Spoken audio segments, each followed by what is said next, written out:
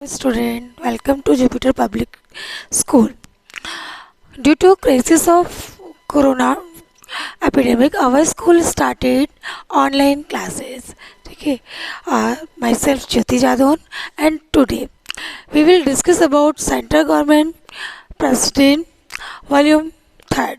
Previous video में हमने president की क्वालिफिकेशंस और प्रेसिडेंट की इम्पीचमेंट प्रोसेस के बारे में पढ़ा था. प्रेजेंट में आज हम power and functions of the president. Friends, आपको पता है कि मेरे जो स्टूडेंट्स हैं कि मेरी वोकल कोड में थोड़ा सा प्रॉब्लम है, तो मेरी वीडियो सुनने के लिए आप प्लीज़ हेडफोन का यूज़ करें, है ना. ओके, तो let us discuss power and functions of president. तो नॉर्मली हमारे कॉन्स्टिट्यूशन में जो पावर्स है प्रिंसिपल की, टू टाइप की जो पावर्स है वो उसको प्रोवाइड की गई है. एक नॉर्मल पावर और second emergency power. Normal powers है उनको 4 टाइप में डिवाइड किया गया है, और इमरजेंसी पावर है जो कि कोई क्रिटिकल जब सिचुएशन होती है तब उसको लगाते हैं. इसके लिए आर्टिकल्स भी है स्टूडेंट्स, जैसे कि आर्टिकल इसमें कौन सा है, इसमें आर्टिकल 352, 356 एंड 360. इसमें तो कोई इमरजेंसी सिचुएशन होती है वहाँ पर इमरजेंसी पावर्स को लगाया जाता है. लेकिन प्रेजेंट में आज हम नॉर्मल पावर्स को डिस्कस करेंगे. तो there are 4 normal powers of president. Number 1 executive, legislative, financial and judicial. Executive power को कार्यकारी शक्ति भी बोलते हैं. लेजिस्लेटिव ये विधायी शक्तियाँ, फाइनेंशियल वित्तीय और जुडिशियल पावर न्यायिक शक्ति. तो एग्जीक्यूटिव जो पावर होती है स्टूडेंट्स, ठीक है, इसमें प्रेसिडेंट को वो मेन जो पॉइंट्स है उसको आज हम डिस्कस करेंगे. एग्जीक्यूटिव पावर में प्रेसिडेंट को various appointment and removal of officers के लिए मिलता है. इसमें जो प्रेसिडेंट है वो क्या करते हैं, प्राइम मिनिस्टर को, स्टेट के गवर्नर को, जजेस of supreme court and high court, UPSC के चेयरमैन को, उसके बाद में कंप्ट्रोलर को और ऑडिटर जनरल को अपॉइंट करता है, और उनको उनकी पोस्ट से रिमूव भी कर सकता है. मतलब वेरियस जो इम्पोर्टेंट पर्सन्स होते हैं हमारे कंट्री के, उनको अपॉइंट करता है कौन, प्रेसिडेंट. और ये इसकी एग्जीक्यूटिव पावर्स के अकॉर्डिंग. उसके बाद में नेक्स्ट है हमारा लेजिस्लेटिव पावर. ठीक है, ये बहुत अच्छे से हो जाएगा. फर्स्ट जो एग्जीक्यूटिव पावर है उसमें क्या होगा, अपॉइंटमेंट्स एंड रिमूवल ऑफिसर्स, जिसमें कौन कौन आएगा स्टूडेंट, प्राइम मिनिस्टर आएगा, स्टेट का गवर्नर आएगा, उसके बाद में सुप्रीम कोर्ट और हाई कोर्ट के जजेस आएंगे, कंप्ट्रोलर आएगा, ऑडिटर जनरल आएगा और यूपीएससी का चेयरमैन. ओके, नेक्स्ट है लेजिस्लेटिव पावर. लेजिस्लेटिव जो पावर है उसको डिस्क्राइब करने के लिए आगे इसी के जो 4 पॉइंट्स हैं पहले हम उसको कर लेते हैं, क्योंकि अगर एग्जीक्यूटिव के बाद में लेजिस्लेटिव पढ़ाती हूँ तो इसका तो फर्स्ट पॉइंट ही है, ठीक है, अपॉइंटमेंट वाला. इसके नेक्स्ट और भी पावर्स हैं तो उसको पहले हम पढ़ लेते हैं. तो एग्जीक्यूटिव पावर में फर्स्ट हमारा हो गया appointment of various officers. Next जो है इसका सेकेंड पॉइंट, ठीक है, वो है क्या, एग्जीक्यूटिव में फॉरेन पावर. और फॉरेन पावर के अकॉर्डिंग जितने भी फॉरेन अलायंसेस होती हैं, ठीक है, उन सभी को, ठीक है, एक्चुअल में इसमें साइन किसके होंगे, प्रेसिडेंट के. अपॉइंट कौन करेगा, जैसे कि हमारे दिल्ली में एम्बेसीज बनी हुई है जहाँ पे फॉरेन एम्बेसडर रहते हैं. इंडिया का फॉरेन जो एम्बेसडर वो जाएगा तो किसकी इसमें परमिशन होगी, ओनली प्रेसिडेंट की. ठीक है, जितने भी अलायंसेस होंगी, किसी कंट्री से हमारे अलायंसेस होते हैं, ठीक है, तो उसमें सिग्नेचर किसके होंगे, प्रेसिडेंट के, और उसकी परमिशन होनी चाहिए. थर्ड जो है एग्जीक्यूटिव में ही वो है उसका मिलिट्री पावर. और मिलिट्री पावर में जो प्रेसिडेंट होता है वो supreme commander of all forces, तीनों सेनाओं का मेन होता है, प्रमुख होता है कौन? Supreme court. लेकिन सुप्रीम तो होता है कौन? प्रेसिडेंट। सुप्रीम कोर्ट बोल गई, सॉरी, ठीक है। सुप्रीम कमांडर होता है ऑफ सारी सेनाओं का, लेकिन उसे ये राइट नहीं है कि वो खुद से कोई लॉ बना सकता है, किसके लिए? फोर्सेस के लिए। ऐसा नहीं, सिर्फ सुप्रीम कमांडर होता है। उसके बाद में वो क्या कर सकता है?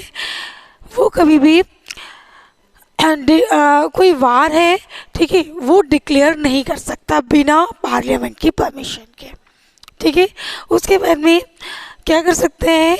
वो आर्मी को अपने पर्सनल पर्पस के लिए यूज़ नहीं कर सकता। ओके स्टूडेंट, तो एग्जीक्यूटिव पावर में हमने क्या क्या पढ़ा? फर्स्ट में वो क्या करेगा? अपॉइंटमेंट करेगा। इसके पार्ट्स हो जाएंगे, क्या करेगा?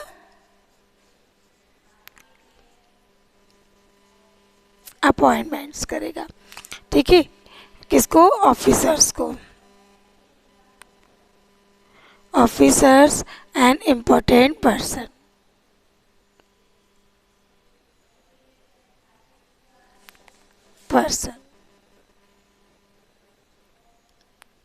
जिसमें हम लिख सकते हैं प्राइम मिनिस्टर, स्टेट का गवर्नर, यूपीएससी का chairman, supreme court, high court के जजेस, चीफ जस्टिस और कंप्ट्रोलर और ऑडिटर जनरल, महाअभिलेखा नियंत्रक जिसको बोलते हैं।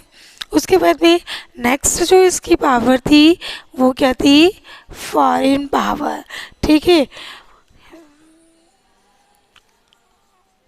फॉरेन पावर्स, और फॉरेन पावर्स के अकॉर्डिंग जितने भी फॉरेन अलायंसेस होंगे, पैक्ट होंगे, वो किसके से होंगे? प्रेसिडेंट से, ठीक है। उसके बाद में जो थर्ड पावर थी वो मिलिट्री पावर थी, ठीक है। ऑफ ऑल फोर्सेस का क्या होता है? सुप्रीम कमांडर होता है प्रेसिडेंट, लेकिन उसे कोई भी राइट नहीं है कि वो आर्मी के लिए क्या कर सके? कोई लॉ को, और अपने पर्सनल यूज़ के लिए वो यूज़ नहीं कर सकता पर्सनली, किसको? आर्मी को। ओके गाइस, तो इसके 4 पॉइंट्स हो गए, है ना। नेक्स्ट हम पढ़ते हैं फिर उसके बाद में लेजिस्लेटिव पावर। ओके स्टूडेंट्स,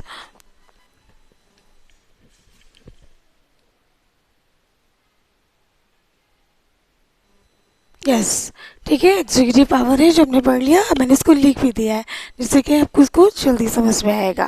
तो एग्जीक्यूटिव पावर में हमने जो पॉइंट्स अभी जस्ट मैंने आपको बताया, आज लिख कर देखो। नेक्स्ट इज में अपॉइंटमेंट एंड रिमूवल ऑफिसर, ठीक है। और ये जैसे कि अभी अपन ने इसको टैली किया था, कौन कौन से ऑफिसर्स को ये अपॉइंटमेंट करेगा और उनको उनकी पोस्ट से हटा भी सकते हैं, ठीक है। तो प्राइम मिनिस्टर, गवर्नर, जजेस of supreme court and high court, foreign ambassador, comptroller और ऑडिटर जनरल। ओके स्टूडेंट, तो बहुत जल्दी से हम इसको लर्न भी कर सकते हैं और जी समझ में भी आ जाता है। उसके बाद में जो इसकी नेक्स्ट पावर थी उसमें फॉरेन पावर थी, जिसके लिए फॉरेन अलायंसेस होती थी, किसके नाम से? प्रेसिडेंट के नाम से। और नेक्स्ट हमने इसका जो थर्ड पॉइंट पढ़ा था वो क्या था? उसके लिए मिलिट्री पावर्स, और मिलिट्री पावर्स में president is the supreme commander of all forces. उसके बाद में मिलिट्री को वो अपने लिए यूज़ नहीं कर सकता, और मिलिट्री के लिए कोई भी बिल है या लॉ है उसको नहीं बना सकता, ठीक है। उसके बाद में इस एग्जीक्यूटिव पावर्स के बाद में हम नेक्स्ट जो पावर है उसे देखेंगे, जिसे बोलेंगे हम लेजिस्लेटिव पावर। लेजिस्लेटिव पावर में भी वेरियस टाइप्स होते हैं, जिसका फर्स्ट टाइप है वो मैंने यहाँ पर लिखा हुआ है, एडमिनिस्ट्रेशन ऑफ लेजिस्लेटिव एरिया। जो एक विधानसभा क्षेत्रों का विदेश क्षेत्रों का उसमें एडमिनिस्ट्रेशन को देखेगा। और वैसे तो हमारे कॉन्स्टिट्यूशन में दे रखा है कि फॉर्मल हेड, लेकिन एक्चुअल हेड के रूप में अगर प्रेसिडेंट अपनी सारी पावर्स को यूज़ करे ना तो उसको एक्चुअल हेड कह सकते हैं, लेकिन फॉर्मल हेड। उसके बाद में देखिए एडमिनिस्ट्रेशन ऑफ लेजिस्लेटिव एरिया में हमने फर्स्ट पॉइंट लिखा है यहाँ पर, he call the session of the parliament declare its conclusion. जो पार्लियामेंट का फर्स्ट जो सेशन होता है उसको बुलाता है कौन, प्रेसिडेंट, ठीक है, और उसको समाप्ति भी, कंक्लूजन भी करता है। नेक्स्ट है ही कैन डिसॉल्व द लोकसभा। अगर लोकसभा में जो प्रेजेंट उसके कैबिनेट है वहाँ के लोग हैं डिस्टर्ब है, करप्ट हैं, ढंग से काम नहीं कर रहे, या प्राइम मिनिस्टर की डेथ हो जाती है, तो या उसके कंप्लीशन से पहले भी प्रेसिडेंट को ये राइट है कि वो लोकसभा को क्या कर सकता है, डिसॉल्व कर सकता है। और एज यू नो कि अब तक जो लोकसभा है वो 9 टाइम डिसॉल्व हो चुकी है। उसके बाद में जब बोथ हाउसेस की जॉइंट मीटिंग होती है तब प्रेसिडेंट सबसे पहले, ठीक है, उसको समन करने के लिए अपनी स्पीच के साथ में शुरू करता है, ओके। और जो भी कॉमन पॉलिसीज़ होती है वो प्रेसिडेंट की स्पीच के साथ में स्टार्ट होती है, ओके स्टूडेंट। लेजिस्लेटिव पावर और लेजिस्लेटिव पावर में फर्स्ट पॉइंट जो कि था एडमिनिस्ट्रेशन ऑफ लेजिस्लेटिव एरिया, ऐसे है थोड़ा लेंथी है समझ में, हम एक एक पॉइंट को डिक्लेयर करेंगे तब समझ में आएगा, ओके। तो इसके 4 पॉइंट है। फर्स्ट पॉइंट है he call the session of the parliament, okay, declares its conclusion. Next point he can dissolve the Lok Sabha. Next point he give speech in the joint meeting of both houses it means Lok Sabha and Rajya Sabha, parliament भी लिख सकते हैं। उसके बाद में common policies है government की, वो प्रेसिडेंट की स्पीच के साथ में डिक्लेयर होगी, ओके। इसका फिर उसके बाद में सेकंड पॉइंट है, इसको मैं लिखती हूँ। नेक्स्ट है इसी में जो फ्रेंड्स में लिख कर बता देती हूँ आपको कि नेक्स्ट जो इसका पॉइंट है वो है power to nominate member, okay. ये क्या करता है, फर्स्ट पॉइंट हमने यहाँ लिखा पावर टू नॉमिनेट मेंबर्स।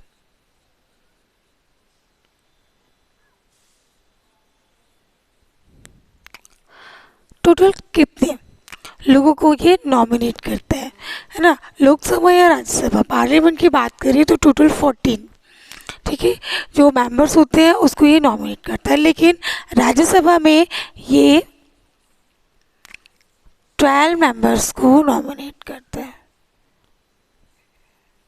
कितने, 12 members.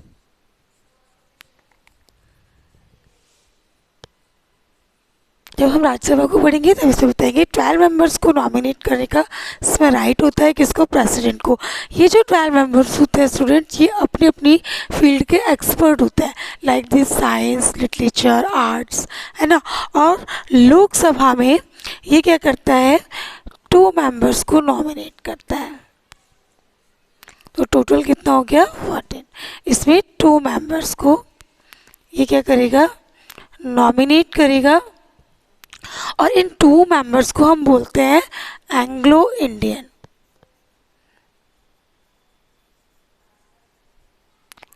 Do you know the means of Anglo Indian? Anglo Indian का मीन्स होता है कि हस्बैंड वाइफ में से एक फॉरेनर हो और एक इंडियन हो, ओके।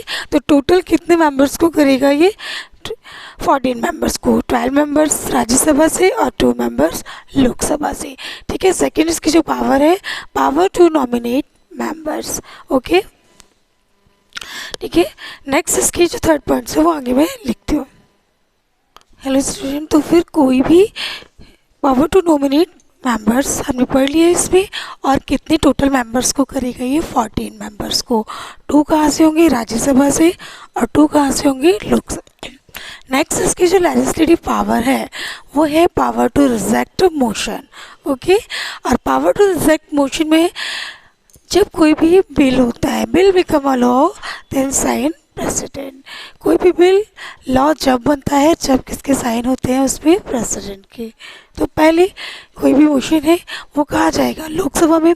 लोकसभा के बाद में नेक्स्ट कहाँ जाएगा, लोकसभा उसे इम्प्लीमेंट करेगी, बनाएगी, और लोकसभा के बाद साथ में राज्यसभा में। राज्यसभा चाहे तो उसको क्या कर सकती है, रिकंसिडरेशन के लिए लोकसभा में भेज सकती है और फिर लोकसभा चाहे तो उसमें इम्प्लीमेंट कर सकती है और नहीं भी।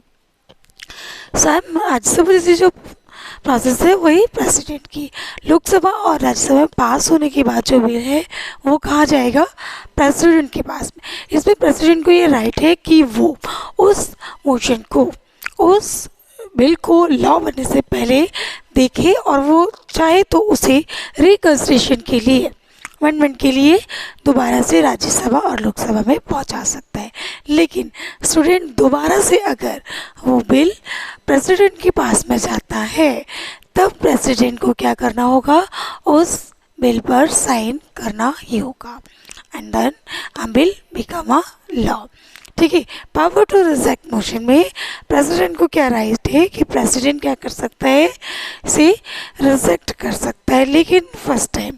सेकंड थिंग नहीं, कोई भी मोशन जब पास होगा तब कहाँ जाएगा, लास्ट में साइन होने के लिए जाएगा प्रेसिडेंट के पास में। प्रेसिडेंट चाहे तो उसको रिकंसिडरेशन के लिए भेज सकता है, लेकिन अगर लोकसभा और राज्यसभा उस पर नहीं करती तो सेकेंड टाइम वो जो मोशन है उसको पास करना ही होगा। ऐसा ही नेक्स्ट जो इसकी पावर है वो है power to issue ordinance. Ordinance को हिंदी में अध्यादेश बोलते हैं स्टूडेंट। जब लोकसभा और राज्यसभा का सेशन नहीं हो रहा हो तब ये किसको फील हो, प्रेसिडेंट को, कि प्रेसिडेंट में लोकसभा का जो सेशन है वो नहीं चल रहा है, तब क्या करेगा, प्रेसिडेंट एक ऑर्डिनेंस को पास करेगा जिसमें ये लिखेगा कि देश की भलाई के लिए जो ऑर्डिनेंस है, जो सेशन है लोकसभा का वो स्टार्ट हो। ठीक है। और उस ऑर्डिनेंस की क्लेमिफिकेशन होती है। ठीक है। और इसके अंदर क्या होगा, लोकसभा और राज्यसभा का जो सेशन है वो स्टार्ट हो जाएगा और सेशन स्टार्ट होने के बाद में जो ऑर्डिनेंस है, ठीक है, वो खत्म हो जाएगा। ओके स्टूडेंट, तो आई होप आपको अच्छे से समझ में आया होगा legislative power of president, administration of legislative area, power to nominate member, power to reject motion, power to issue ordinance. Power to reject motion को एक बार फिर से टैली कर लिए। ठीक है। एवरी मोशन कहाँ पर पास होंगे, पार्लियामेंट में। ठीक है। लेकिन उसके बाद में वो कहाँ जाएंगे, पार्लियामेंट में पास होंगे किसके साइन के साथ में, प्रेसिडेंट के साइन के साथ में। अगर मोशन लॉ बनने के लिए लोकसभा राज्यसभा के बाद में प्रेसिडेंट के पास जाता है तो प्रेसिडेंट को ये राइट है कि वो उसे रिकंसिडरेशन के लिए रेस्पेक्टिव हाउस में भेज सकता है। लेकिन दोबारा से अगर वो मोशन प्रेसिडेंट के पास जाता है तो उसे साइन करने होंगे। ऐसे ही पावर टू इश्यूर, जब सेशन नहीं हो रहा हो प्रेजेंट में तब क्या कर सकता है, प्रेसिडेंट एक ऑर्डिनेंस को इश्यू कर सकता है और उसकी 6 वीक जो उसकी वैलिडिटी रहती है। ओके, तो लेजिस्लेटिव पावर्स कंप्लीट हुआ स्टूडेंट। आज हमने 2 पावर्स पढ़ा है इसका, कौन कौन सा, legislative power and executive power of president. Okay, तो we will try our better. आप लोग भी इसको लर्न करिए। कुछ क्विज है जो मैं आपको दे रही हूँ, आप इसमें कमेंट करें और बताएं, ठीक, ये आपको कैसा लग रहा है। ओके स्टूडेंट, अगर समझ में आते हैं तो आप इसको कमेंट करो। ओके, नेक्स्ट इसकी पावर थी फाइनेंशियल पावर। लेजिस्लेटिव और एग्जीक्यूटिव हमने पढ़ लिया, फाइनेंशियल पावर और जुडिशियल पावर। तो देखो फाइनेंशियल पावर में स्टूडेंट्स एवरी जो फाइनेंशियल ईयर होता है, फाइनेंशियल ईयर होता क्या है, ठीक है, हमारे यहाँ जो फाइनेंशियल ईयर है वो 31 मार्च तक होता है, 1 अप्रैल से स्टार्ट होता है, 1 अप्रैल टू 31 मार्च। तो प्रेजेंट में जो भी फाइनेंशियल ईयर का इनकम और एक्सपेंडिचर होता है, कितना पैसा देश में आया, कितना खर्च हुआ, ठीक है, वो सब जिसको अपन बजट भी बोलते हैं, ठीक है, लोकसभा में इंट्रोड्यूस होता है। लेकिन ये जो बजट है वो इंट्रोड्यूस होने से पहले कहाँ पर किसके साथ कंसल्ट किया जाएगा, प्रेसिडेंट के साथ में। ठीक है, जितना भी इनकम है, एक्सपेंडिचर है, वो सब कंसल्ट किया जाएगा प्रेसिडेंट के साथ में। और सेकेंड थिंग है, प्रेसिडेंट के कंसेंट के बिना जो फाइनेंस बिल है, ठीक है, डिमांड्स और ग्रांट्स हैं, वो लोकसभा में प्रेजेंट नहीं हो सकती। ठीक है। फिनेंशियल पावर में छोटे छोटे 2 पॉइंट्स हैं। अगर हम इसको सिस्टमेटिक लिखते हैं ना फ्रेंड्स, तो बहुत लंबा क्वेश्चन हो जाता है इसका आंसर, और काफ़ी 8 मार्क्स के अकॉर्डिंग होता है, तो आप लिख सकते हैं। ठीक है, तो फिनेंशियल पावर में फिनेंशियल ईयर में जो भी इनकम और एक्सपेंडिचर होता है, बिल होता है फिनेंशियल ईयर का और प्रीवियस जो ईयर गया उसका, वो सभी, ठीक है, पहले पार्लियामेंट में रखने से पहले किसके पास जाना चाहिए? प्रेसिडेंट। प्रेसिडेंट उस पर देखता है, हो सकता है कुछ, ठीक है, सलाह भी दे सकते हैं, और उसके बाद में प्रेसिडेंट को दिखाने के बाद में वो जो इनकम और एक्सपेंडिचर का बिल होता है वो पार्लियामेंट में इंट्रोड्यूस होता है। सेकेंड थिंग है जो भी डिमांड ऑफ और ग्रांट्स होते हैं, ग्रांट्स मतलब अनुदान, ठीक है, जो डिमांड और ग्रांट्स होते हैं वो सभी लोकसभा में जब इंट्रोड्यूस होंगे पहले किससे कंसल्ट किया जाएगा? प्रेसिडेंट से। ओके, नेक्स्ट है जुडिशियल पावर। जुडिशियल पावर में वैसे फर्स्ट पॉइंट तो क्या करेगा वो, हमारे यहाँ एससी सुप्रीम कोर्ट और हाई कोर्ट के जो जजेस है उसको अपॉइंट करता है। हमारे यहाँ का जो जुडिशियल सिस्टम है आप लोग जानते हैं कि कैसे है, इम्पार्टियल फ्रीडम दे रखी है, जिसके कारण क्या है, जो जुडिशरी है उसमें जो एग्जीक्यूटिव के मेंबर्स हैं वो इंक्लूड नहीं करते, ठीक है, लेकिन फिर भी प्रेसिडेंट को कुछ डिक्लेरेशन के अकॉर्डिंग कुछ पावर मिल रखी है। जैसे कि देखो, प्रेसिडेंट को ये राइट्स है कि वो किसी भी याचिकाकर्ता ऑफेंडर्स है उसकी पनिशमेंट को, ठीक है, कम कर सकता है या उसे क्षमा दे सकता है, यानी क्षमा याचना जिसको हम बोलते हैं उसकी पावर से किसको? प्रेसिडेंट को, ठीक है। जैसे कि प्रेजेंट में अपन देखते हैं क्रिमिनल्स होते हैं, जब उनको फांसी की सज़ा दे दी जाती है तब क्या होता है कि वो एक लेटर लिख देते हैं किसको? प्रेसिडेंट को, और फिर प्रेसिडेंट अपनी बुद्धि बल से इस काम को करता है।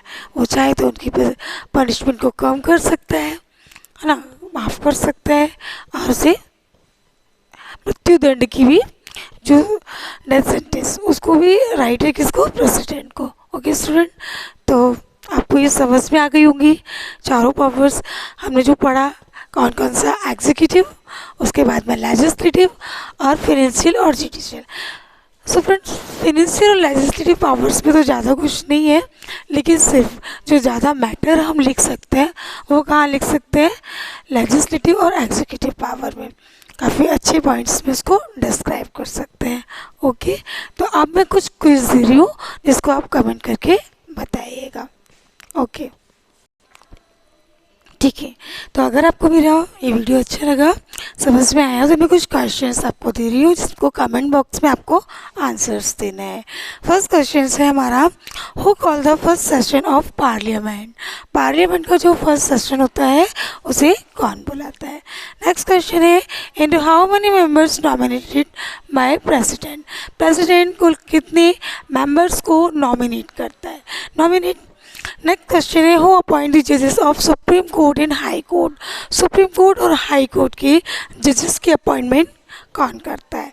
और नेक्स्ट है, right the normal power of president. इस नॉर्मल पावर के अकॉर्डिंग आपको नॉर्मल पावर्स में जो मैंने बताया आपको वो सारी पावर्स, आपको सिर्फ पावर्स लिखना है, अंदर का डिस्क्रिप्शन नहीं देना है। ओके स्टूडेंट, हमारे स्कूल का जो एफर्ट है उसमें आप लोग भी हेल्प करें, ज़्यादा से ज़्यादा इसे शेयर करें, लिंक करें, कमेंट करें और चैनल को सब्सक्राइब करें। Thank you so much.